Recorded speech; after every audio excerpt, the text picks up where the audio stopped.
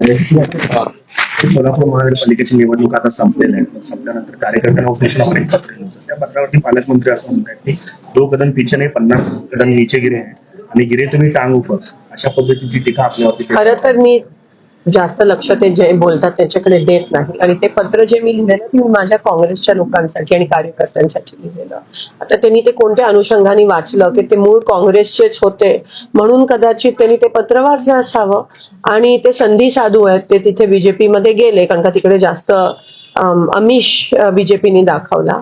पण ते मूळ मी काँग्रेसच्या माझ्या सगळ्या लोकांना कार्यकर्त्यांना जे उमेदवार लढले त्यांच्यासाठी ते पत्र होतं.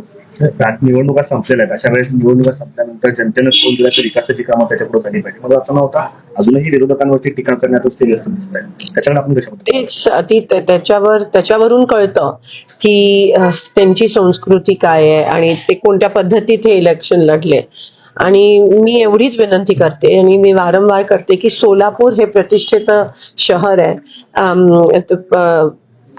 सोलापूरची एक सांस्कृतिक शहर आहे. त्याची पातळी बाहेरच्या लोकांनी येऊन कमी करण्याचा त्यांना काही अधिकार नाही आहे.